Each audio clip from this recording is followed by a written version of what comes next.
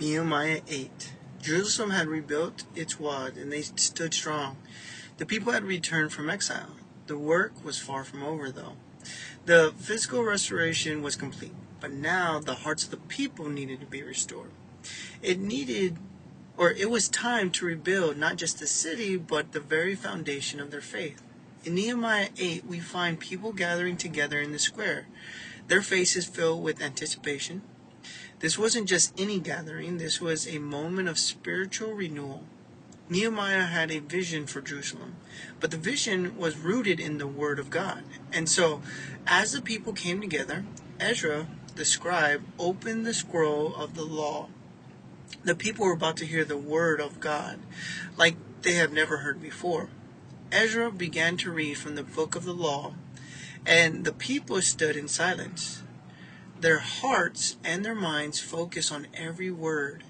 As the word was read, the people listened, not just with their ears, but with their hearts.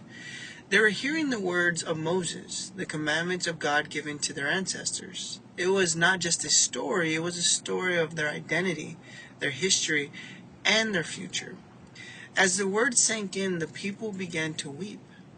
They convicted by what they had heard, their failure to live according to God's commands, their distance from the truth. But Nehemiah and Ezra Levites quickly stepped in. "Don't mourn, don't weep," they said. "This is a day of holy to the Lord. Rejoice, for the Lord is your strength." The people mourning turned into joy. The reading of the word didn't just bring conviction, it brought healing.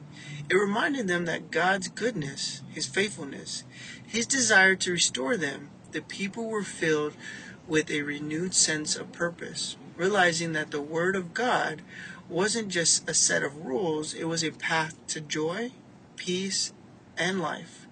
Nehemiah and Ezra instructed the people to celebrate the Feast of Tabernacles, a feast of joy and remembrance. It was a time to look back at God's faithfulness and look forward in hope. The people, now filled with joy, began to celebrate and share with one another and to honor the God in their lives. The city was broken and desolate, but was now filled with sound of celebration and worship. Nehemiah 8 shows us the power of the Word of God to restore, to convict, and to heal.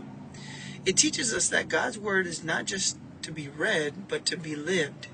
It's a foundation for our lives, a guide in our own lives, and a source of our joy. Today, I encourage you to ask yourself, when is the last time you truly listened to God's Word? With open ears and willing hearts. Nehemiah 8 challenges us to return to the Word of God, and let us be filled with the joy, and convict us and strengthen us. It is not just about hearing the Word, it's about living it out every day of our lives. Take a moment to reflect on how we can deepen the connection with God's Word. Maybe it's by reading the Bible more consistently, or by sharing what you're learning with others. So today, share this message with someone who needs encouragement to dive into the Word and experience the joy of knowing Him.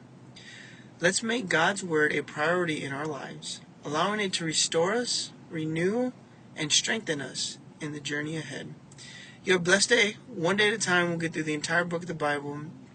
Read your Word, follow along. It's a great long story.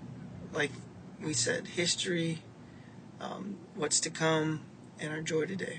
You have a blessed day.